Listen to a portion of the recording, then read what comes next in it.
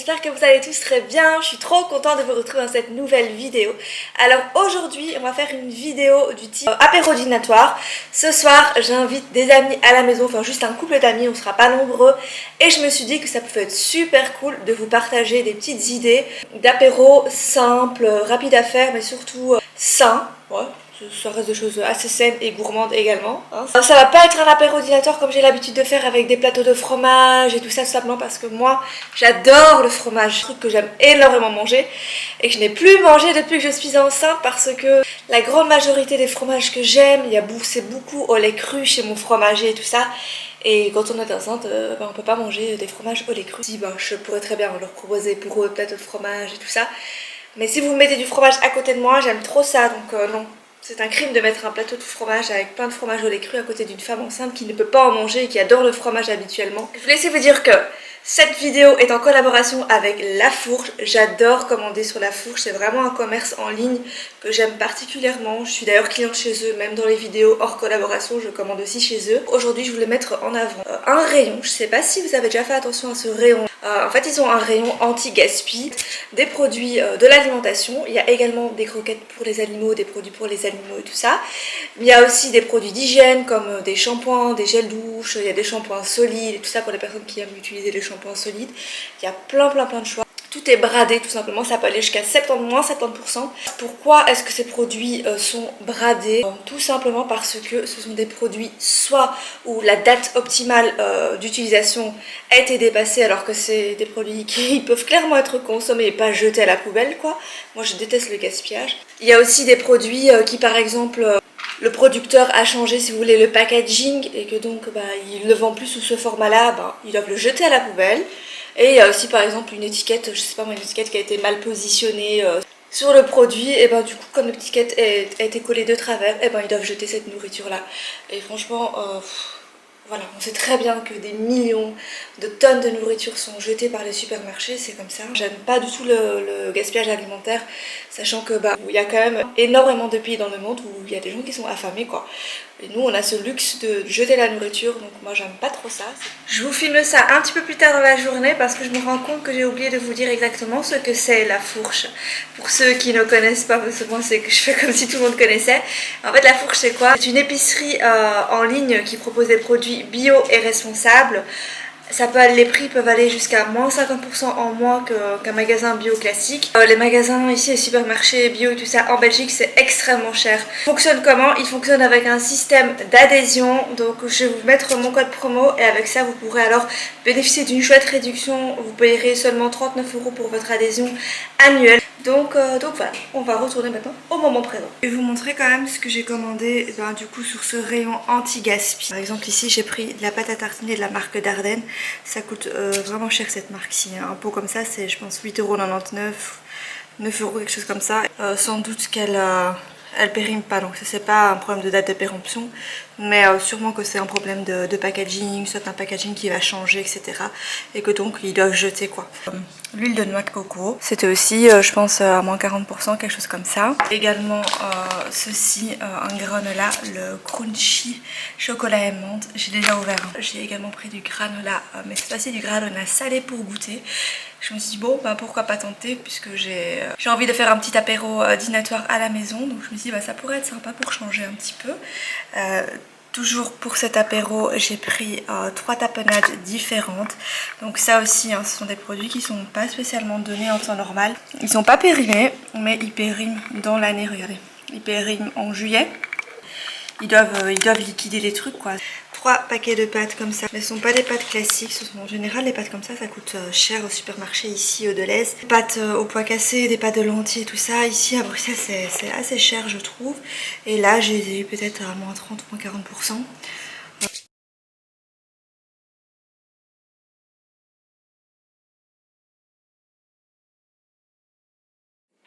Donc voilà, ce soir je vais faire, comme je vous l'ai dit, un petit apéro dînatoire.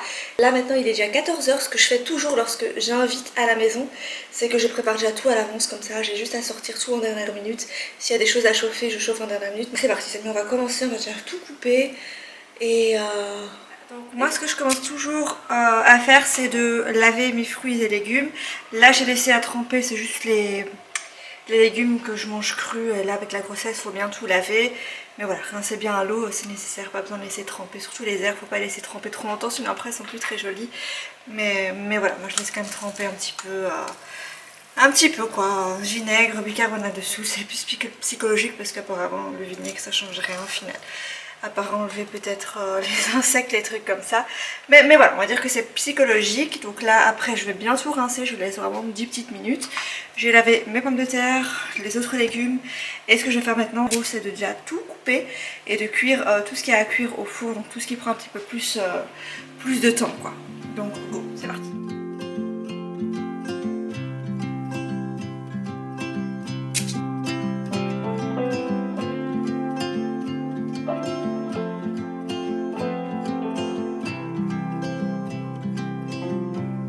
Could hear my father's voice, he would tell me to move on.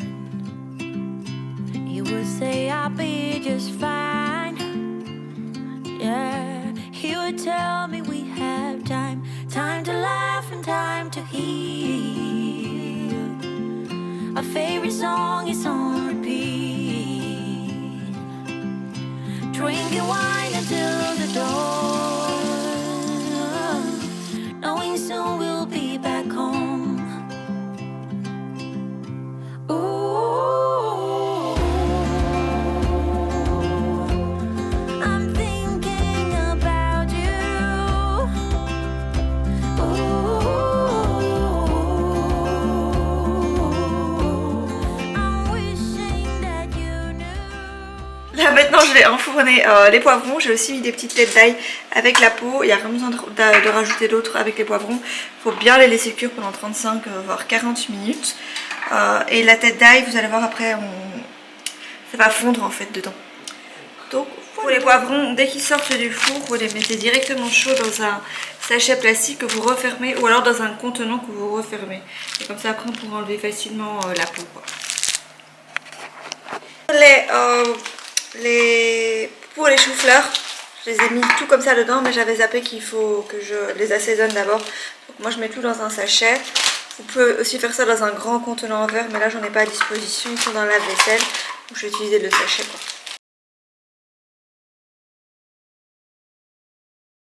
Je vais juste en laisser une partie pour Liam parce que lui, dès qu'il y a un petit peu trop de couleur dessus, que c'est trop orangé, il aime pas. Donc je vais lui laisser des blancs pour lui.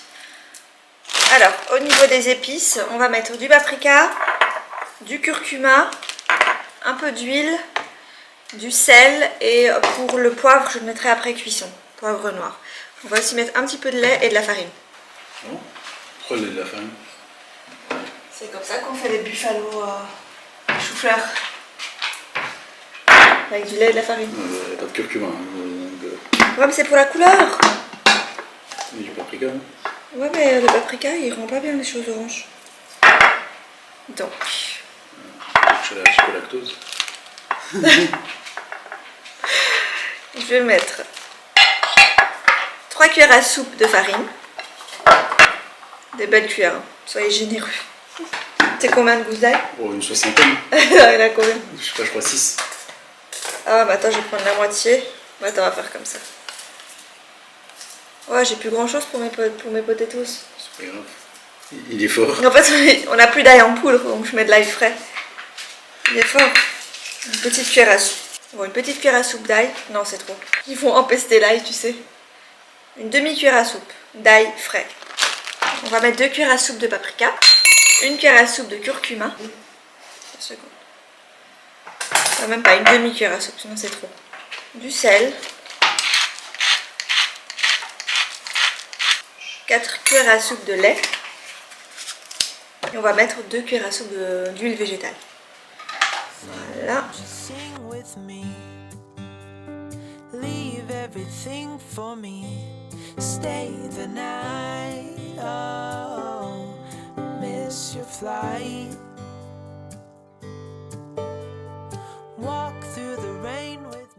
Maintenant je vais vite faire le dernier plat qui va au four, les potatoes. Du coup je vais vous dire ce que je vais mettre dedans.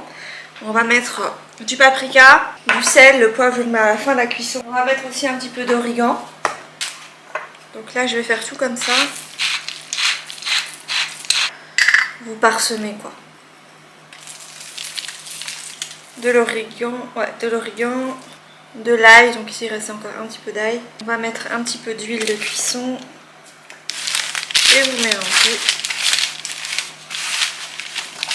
On va bien aplatir le tout, pour que tout puisse cuire quand même. Et on va enfourner pendant au moins 35 minutes. Il faudra un petit peu mélanger pendant la cuisson. Alors, maintenant ce qu'on va faire, c'est qu'on va faire la sauce pour les pâtes. Donc c'est pas une sauce qu'il faudra cuire, c'est une sauce qui est crue. On va juste la mélanger aux pâtes lorsque les pâtes sont bien chaudes. Donc ce sera quand même relativement chaud, mais il ne faut pas cuire la sauce parce qu'on va mettre dedans de la coriandre fraîche, du basilic et tout ça, de l'huile de colza. Moi je mets tout dans un blender. Ici on va dire que j'ai une bonne poignée de coriandre et une bonne poignée de basilic.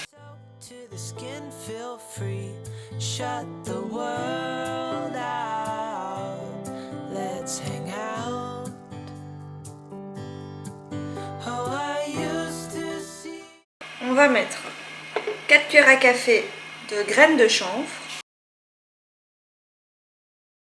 2 cuillères à café de sirop d'érable.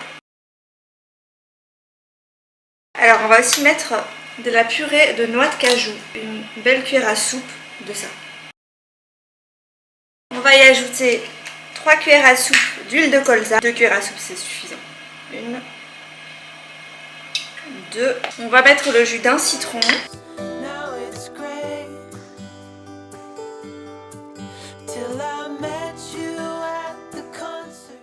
Là j'ai mis 50 ml et je vois après s'il faut rajouter ou pas.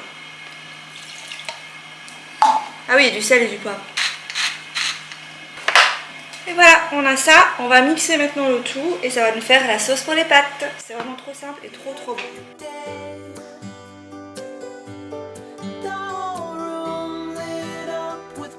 Et voilà, notre sauce verte est prête. Vous avez vu, super facile à faire. Il faut juste savoir que la purée de noix de cajou n'a pas toujours cet ingrédient chez soi. Peut-être remplacé par du thyme. Ce sera pas tout à fait le même goût, mais ça va apporter quand même ce petit côté crémeux si vous voulez. Là maintenant ce que je vais faire, c'est que je vais cuire les pâtes. Je vais utiliser justement les pâtes que j'ai commandées sur la fourche. Ce sont des pâtes vertes au pois cassé. Du coup on va voir ce que ça donne. Et en attendant ça, comme il n'y a que des trucs frais dedans, je vais réserver ça au frigo. On va utiliser ces pâtes-ci au pois cassé que vous pouvez trouver justement dans le rayon anti-gaspi. Elles sont à moins de 2 €. Donc en général ces genres de pâtes là c'est cher au supermarché je trouve. Enfin, en tout cas chez nous en Belgique, dès qu'il y a des pâtes au pois cassé ou lentilles corail et tout ça, ça monte directement à plus de 3 €. Donc là je vais faire tout le paquet. Mes casseroles tout abîmées, elles font vraiment pitié. Mais en plus je les ai même pas depuis, je les ai depuis 1 an je pense. Arthur Martin, mais cette gamme là elle est vraiment pas top.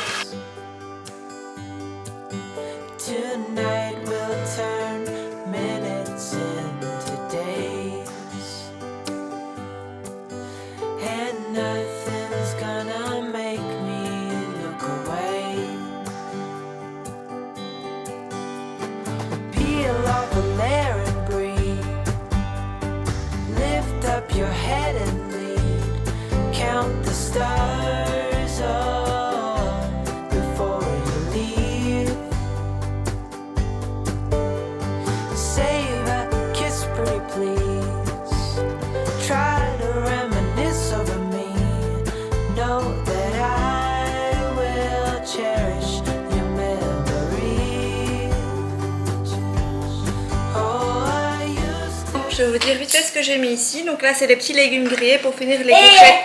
Les courgettes aussi je les ai faites au four, c'est beaucoup plus simple avec un petit peu d'huile par dessus, ça cuit en 25 minutes, c'est bon.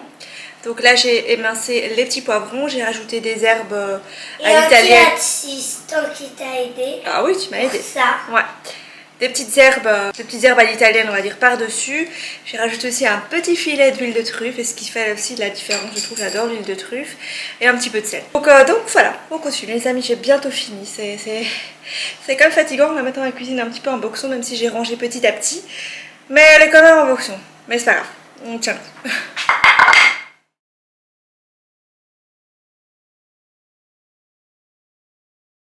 La petite sauce qui ira parfaitement avec les choux-fleurs et les potatoes. Je vous mets de toute façon la recette en barre d'infos, j'ai pas filmé en détail sinon la vidéo va durer 3 plombes. Mais voilà à quoi ça ressemble.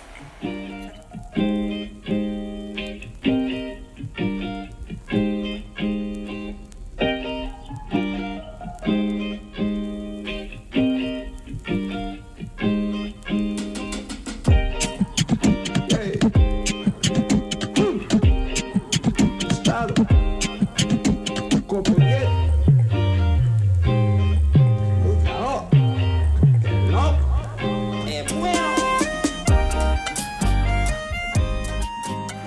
petit apéro pour ce soir. Donc ici les pâtes vertes, ça c'est mon truc préféré je pense. J'ai fait les buffalo de chou-fleur comme ils appellent ça, avec une sauce. De toute façon je vous mets la recette en barre d'infos, et la sauce peut également servir aux potatoes. Ça c'est ce pour Liam parce qu'il ne veut pas d'épices dedans. Vraiment très facile à faire. Ici les petits légumes grillés, j'ai rajouté de l'huile de truffe par dessus, ça me donne trop envie, ça j'adore ça. Surtout quand l'été approche et tout ça, moi j'aime bien mettre ça sur les salades ou sur des pains toastés, j'adore, je trouve ça trop bon. J'ai fait aussi des petits avocats d'auto, donc dernière minute je me suis dit j'avais peur qu'il n'y ait pas assez pour nous 4, mais ici j'avais un avocat, donc je l'ai fait, un avocat bien mûr, donc je me suis dit que j'allais le faire. Ici comme petite amuse-bouche, je trouvais ça sympa de mélanger un petit peu de fruits et de salé, du coup j'ai fait ça, c'est en fait, il y a de la pastèque, il y a de la mozzarella di bufala, j'adore la mozzarella di bufala, je trouve ça trop bon. Une petite feuille de basilic, une framboise par dessus, je trouve ça vraiment trop mignon. J'ai fait les petits concombres, par contre j'ai pas pu faire ce que j'avais prévu avec le houmous parce que je me suis rendu compte que je n'avais plus de pois chiches, donc je vais pas faire le houmous, donc c'est deg. Mais j'ai trouvé une alternative, j'avais du fromage frais, donc j'ai mis avec du fromage frais, des petits oignons et tout ça. J'ai mis ici le granola salé, j'ai goûté, c'est plutôt pas mal. Je préfère les chips quand même, mais ça va, ça change on va dire. Ici j'ai sorti les 3 tapenades qui viennent de chez La Fourche. Je les ai laissées fermer tout simplement parce qu'on va pas, à mon avis, pas ouvrir les 3 pots. Ça fera beaucoup je pense pour seulement 4 personnes. Et après c'est du gâchis si on ouvre et il faut les consommer dans les jours qui suivent. Et ici j'ai fait toaster un petit peu de pain. Et j'avais fait aussi des pickles d'oignons et des potatoes. Je pense que j'ai déjà dit. Donc là ce que je vais faire c'est que là pour vous montrer j'ai mis tout sur mon îlot, mais je vais tout mettre là-bas sur la table à manger. Comme ça c'est très convivial, on se pose, il y a tous les plats comme ça devant nous. Je vais mettre les assiettes et tout ça, les verres. Et c'est sympa, personne ne doit se lever, on n'a pas besoin de faire des allers-retours dans la cuisine. Chacun mange ce qu'il a envie. Et eux vont apporter le dessert. Donc je ne me suis pas occupée de la partie sucrée. J'ai vraiment juste fait le salé quoi. Donc voilà les amis. Bah écoutez, j'espère que ça vous a donné quelques petites idées pour un prochain apéro. Et je vais vous laisser ici hein, parce que là ils vont pas tarder à arriver. Et voilà. Bah écoutez, je vous dis à mardi pour une prochaine vidéo. Ciao!